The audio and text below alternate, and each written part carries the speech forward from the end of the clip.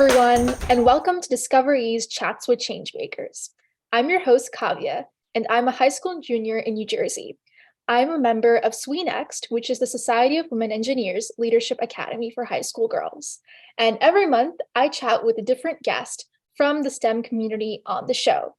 Today, I'm chatting with Lovy Bhatia, a project manager and telecommunications engineer who has worked as a program manager at Airbnb and Amazon. Lovy, welcome. We are so excited for you to join us today. Thank you so much, Kavya. I'm so excited to be here and chatting with you and all the people you're representing. So very, very excited. Yes, I'm really looking forward to today's conversation. So I'm going to be asking Lovy a few questions so that we can get to know more about her. And you can ask questions too by typing them in the Q&A box below. And we'll save some time in the end to get to as many as we can.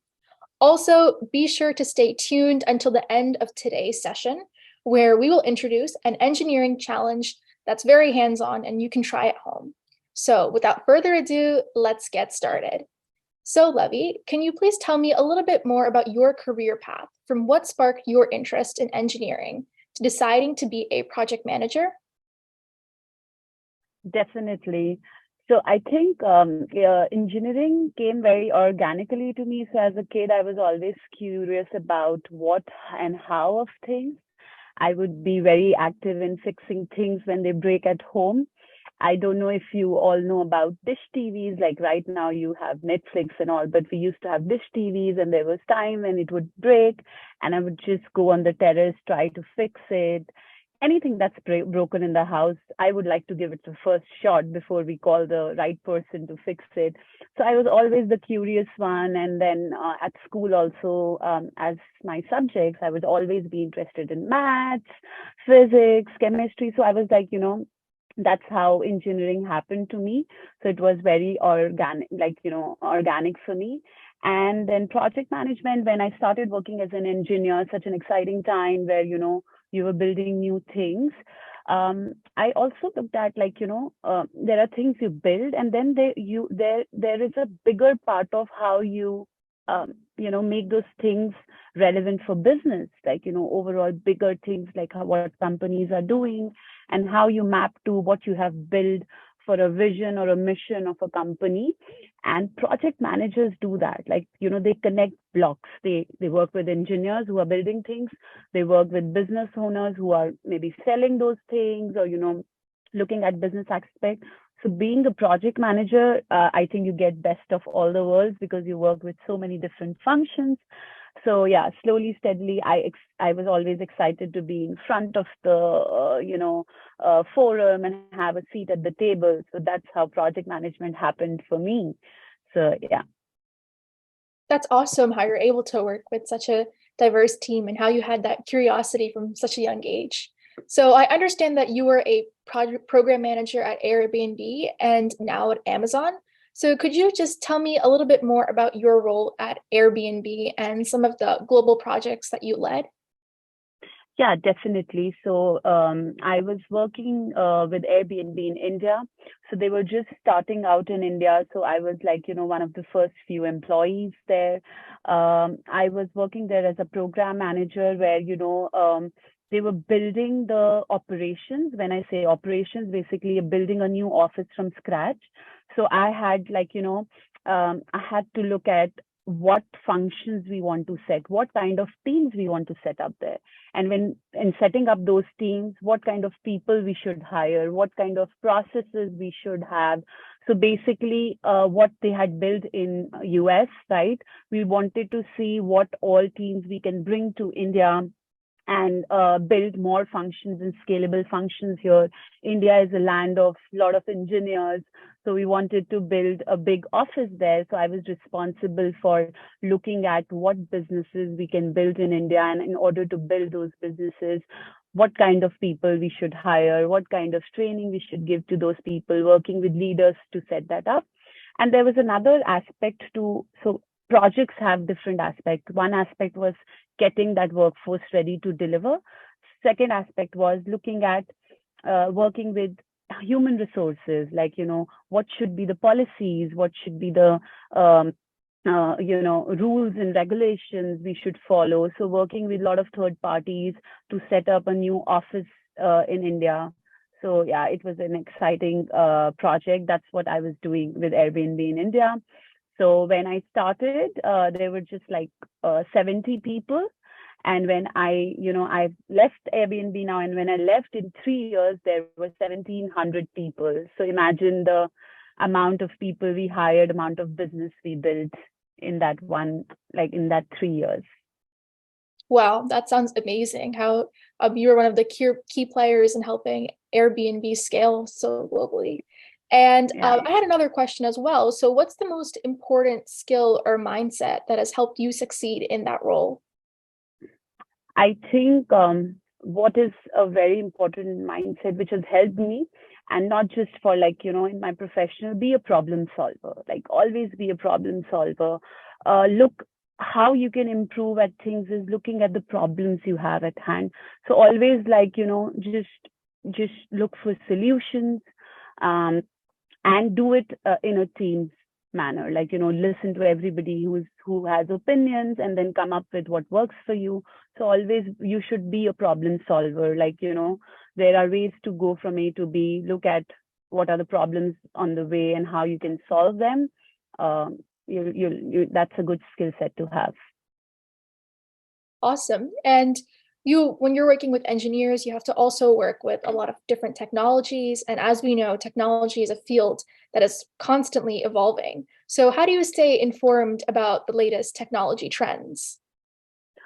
So it is very good to read about what different companies are doing. So I keep reading about articles, but it's also very important to have a network of people you talk to. In my daily life, I do work, and there are some programs and projects which I do and I'm responsible for. But there are so many colleagues of mine who are doing different things.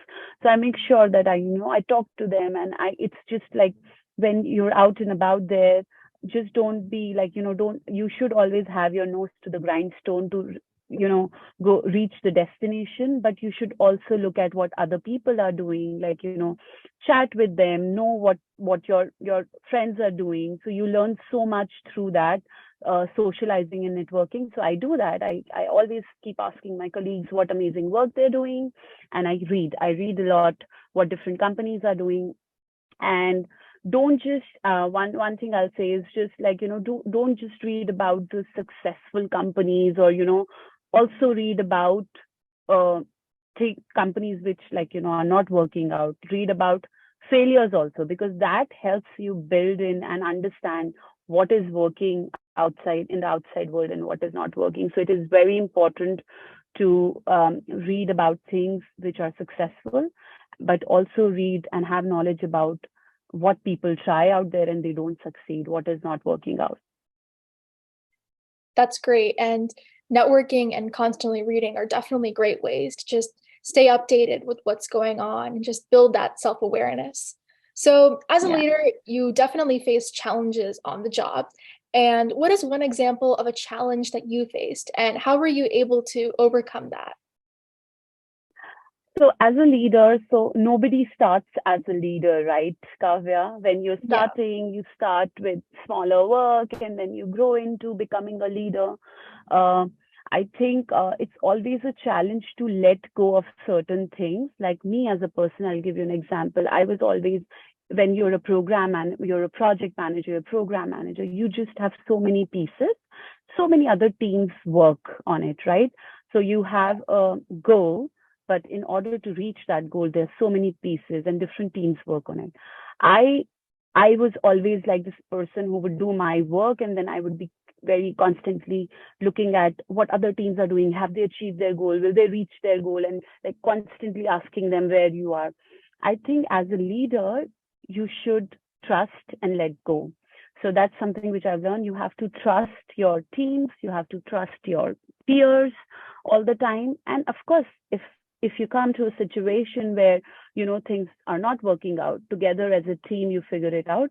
But first, let people do what they have to do, trust them, they would do it on time, they would do it well, efficiently. So as a leader, you should definitely have a skill where you trust the people you're working with and give them the chance to do things their way.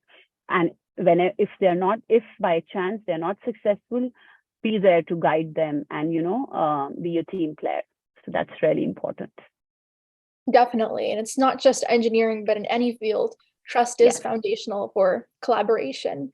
And that actually leads me to my next question. So, when working collaboratively, people will always have different ideas or perspectives. So, as a leader, how do you manage that and ensure everyone's voice is heard while making sure that you're moving towards the end goal? Yeah. So I think it is what whenever there is questions and open questions on the table, I think it is very, don't just have perceptions. Like, for example, if somebody who has worked for 15 years would have better views than somebody who has worked for 5 years, that's not true. That's a perception. So whenever anything you're doing, whoever is responsible and accountable and is in the room, ask them for their opinions. If you feel that somebody is not speaking up, ask them gently that what are your views? Have all the views on the table and then decide what works best for what program you're doing, what project you're doing, and what you're solving for. So always as a leader, I like, and you should also have that, skill, which is more like it's IQ is there, but there's something called EQ, right? That emotional, Yes. you should sense the room. If somebody is not speaking up a lot, ask them to speak, support them to speak up their thoughts. Maybe they're wrong, maybe they're right, but everybody should have their opinion on the table, and then as a team you pick up whatever works for that situation. So that's really, really important. Great. And I really liked how you talked about the importance of just listening and kind of like paying attention to what other people are doing, because it's so super important that everyone is involved. And I also wanted to talk a little bit about another project that you worked on at Airbnb, which is EMP Power. And that's like a platform for employees to share their ideas and collaborate. So could you please tell us more about this innovation and the inspiration behind it? Definitely. So it was called Empower. So that means like empowering your people. So when I was in Airbnb, as I said, and I told you how massively we grew from like a team of 50 to 1700, and we were constantly building, we were building an organization from scratch, and we were constantly looking at improving things which we are doing. Then we were meeting all our employees, like asking them what what how they want to improve things and all. And every time whenever I was in a room full of people and meeting, they always knew the solution. They had a problem, they knew the solution, but they were waiting for management to do something, or their manager to do something, or leadership to do something. So in order to change that for my organization, I said, people who are working on ground are the people who know the real problems on Yes. ground. They know what we need to improve, and they have the solution. So then I came up with this idea called Empower, where we said, anybody, have any idea which improves any operations in the organization or changes it completely. And it was not just work related, like any policies, work life balance, and also like giving back to the community, like how we can support the community back. Any ideas which you have and you know the solution, go ahead and implement it. Nobody's going to stop you. You don't need approvals. Of course, there will be checks like legal checks or commercial checks, like are we legally okay to do what we are doing? But we empowered our own employees to go ahead, come up with ideas and solve. Every organization tell their employees that organization belongs to you. You are the people who make the organization, which is true. So this platform actually help people whenever they are working on something and they feel we can improve that, they would come up with the idea and they would solve it. So I think I launched this in 2019. And by 2021, we had 3,000 odd ideas, out of which 700 were closed. And we saved a lot of money for the company also. And On top of that, we had such motivated employees because they felt they could do, like, whatever they do for the company, it makes a difference. So yeah, that was a great platform, and I think every company should have it. Thank you for sharing. And Empower is certainly great. I mean, it's providing a platform for everyone to share their ideas. And like you said, that makes problem solving really more efficient. Yeah. And so now I want to talk more about your current role, which is a program manager at Amazon. So, what do you love most about what you're currently doing? I think I've just started this role, and what I love most about it is Amazon is such a massive company, and they're doing so many different things. So what I'm enjoying right now, and it gets me excited, is to know different fields. Like there is I am working with fleets, which is basically how you order Amazon. Like you purchase something on Amazon, and that's delivered to you in say 2 days, 3 days. How does that happen? The entire operations of you ordering, then that package getting picked up from somebody who's selling it, coming to our warehouse. From our warehouse, it goes to the city you live in, and then from that city to you. So I'm working on that, and it's so exciting. I'm looking at improving the processes so that people can get everything they order within a day or within few hours. So that's what I'm working on. And I'm also working on a few projects with Amazon Prime Video, which is confidential, so I cannot tell you, but it is very, very exciting. That's awesome. And we actually have our first audience question. So, Mrs. Travers's class would like to know, who are your role models in the STEM field? And I think that's a great question. Yeah. So I think I don't like, I have, I look up to everybody who is in the tech field right now and doing great work. And for me, what excites me is how people have connected the regular needs, like the regular need of any human being, to technology. For example, like I work for Airbnb, such a great idea. People want to go travel, they want to stay somewhere. So I think Brian Chesky came up with a great idea. He's like, I look up to him. Then I look up to I look up to Reed Hastings for coming up with Netflix.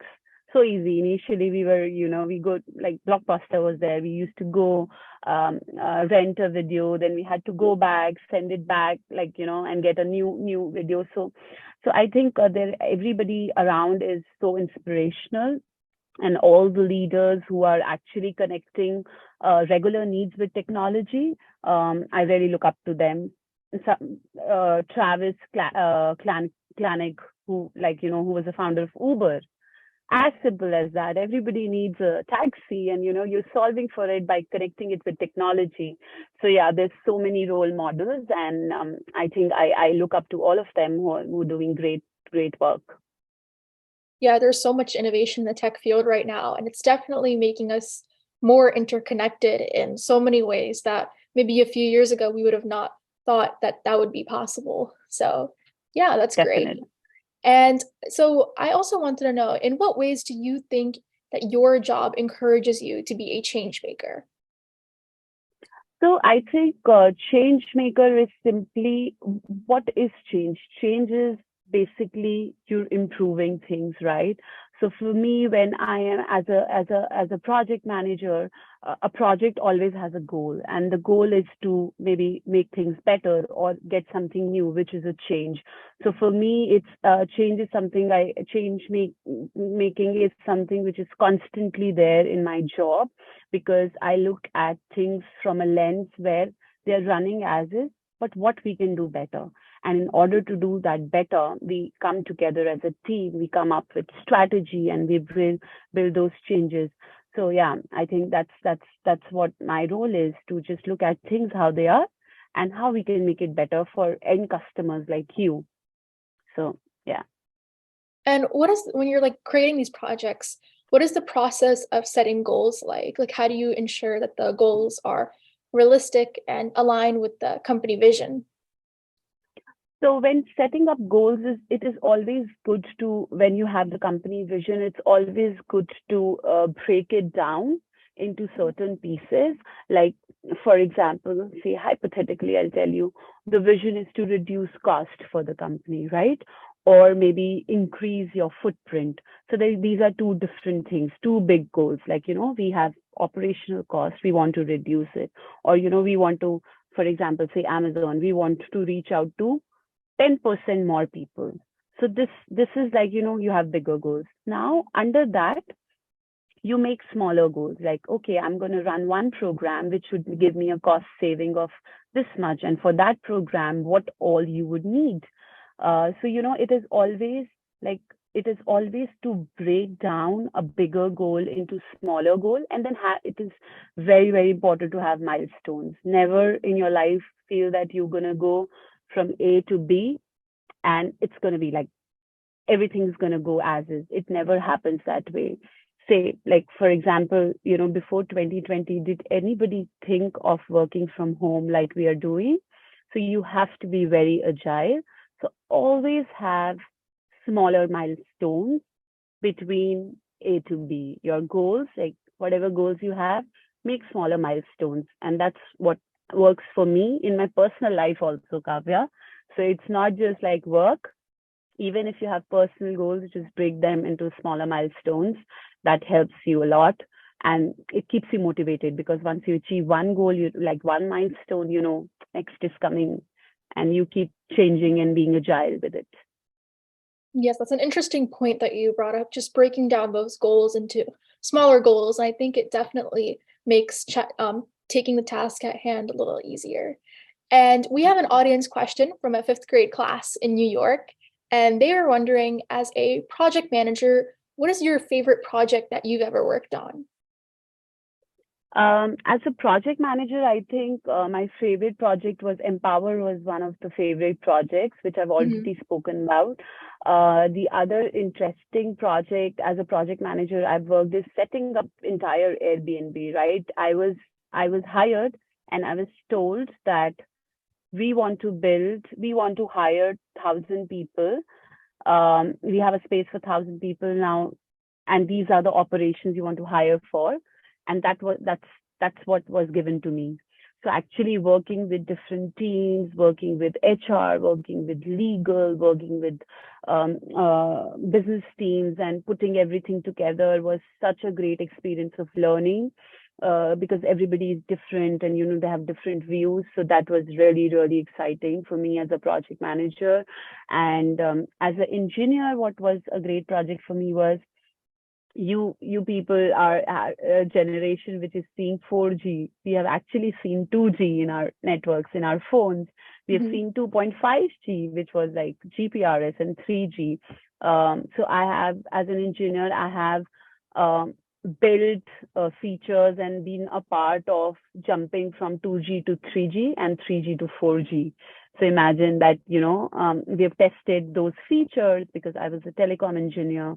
So I've tested those features and got those features out live, worked with different vendors. So yeah, that was really exciting to see because it is basically a historical change of getting from 2G to 3G to 4G. Thank you for sharing. And we also have another awesome audience question from Mrs. Parr's class. And her class was wondering, at what age did you start to be interested in engineering? Okay, so as I said in the starting, it came very organically to me as a kid only. When I think when I was 7 or 8, I would fix things like something would break. Even like if there is an issue with an electricity or a lamp, like I would just go and I'll tell my mother that, oh, I want to fix the bulb, or see or look at the filament if the bulb is actually not working. So that's the I think by 7 or 8, I became a curious kid. I would not take things as is. Like if something is happening, I would say, why is it happening? Why can't we fix it? Where is it happening from? So yeah, so I think 7 and 8, I became a curious kid. And then of course, as I went to school, I had subjects, and then eventually there was a time when I had to choose my subjects from like which subject stream I have to go. And it was very organically that I want to do science, like I want to continue learning physics, chemistry. So yeah. Great. And this is also kind of another audience question that's related to a little bit about what we talked about before. So how do you test your projects to find out if they're working? And then after that, how do you iterate on whatever you're working on? Yeah, so I think, yeah, when I told you about the goal, it is very similar to that. Like, as I said, my project has a goal, right? End goal. But I don't make my plan reaching that end goal directly. I break it down to smaller milestones. So if I reach my first milestone, or if I don't reach my first milestone, I know what is working and what is not working, and I'll make the changes accordingly. It actually, when you have a plan which has smaller milestone, it's easier to be agile to fix it quickly. But if you have like a longer plan, from you put more money in it, you put more time in it, you put more resources in it. So it is, for me, it is like always break it down and change as you grow. That is very, very important. And before we wrap up, one final question. What is something that you do for fun outside of work? I cook. I like cooking by putting on some music. So it's like, one is you cook your regular meal, right? But when I want to just enjoy my time, take more time in kitchen, so I'll do something lavish. And I like watching a lot of TV sometimes. And for me, I think it is very important to get out of the house for like an hour, while whether it's going for a run or I go and work out, because it helps me, like, just disconnect from all the technology, which is also very important, like from my phone, from my laptop, from the TV, just like, walking, looking around, looking at the nature. So it's very important. And I think that's the best time of my day where, I give 45 minutes. It's like my me time. I work on my body and just reflect on what is happening in life. So that's something I really enjoy. Thank you. And I believe that's all the time we have today for questions. And now it's time to introduce our hands-on engineering challenge. So let's watch this Discover Engineering challenge video featuring Lovey.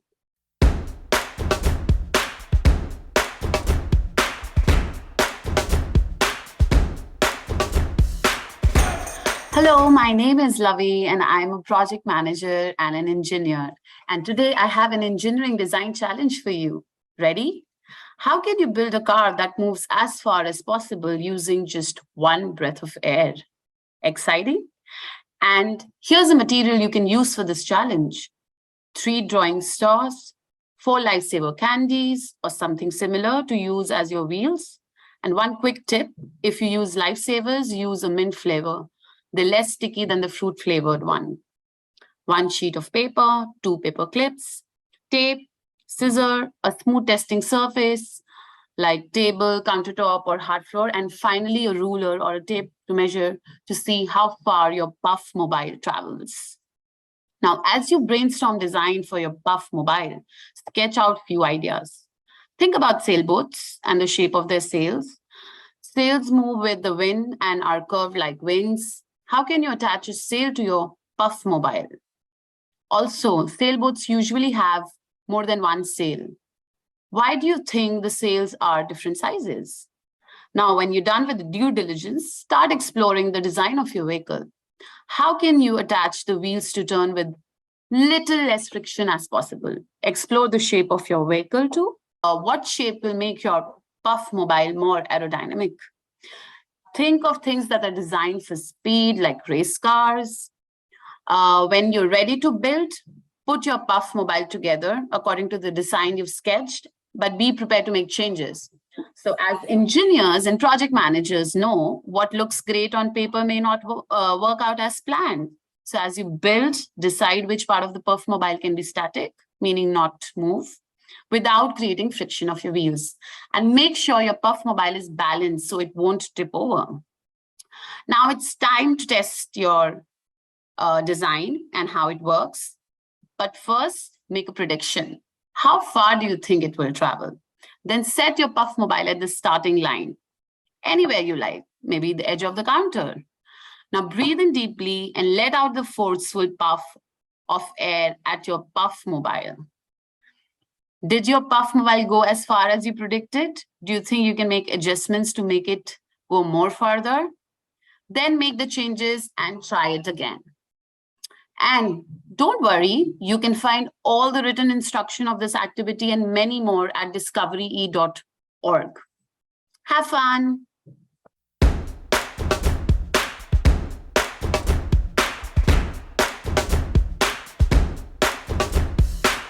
And now I want to take this moment to thank Lovey for joining us today. I learned so much from you, and I'm sure that all the attendees took away something inspirational from this very insightful conversation.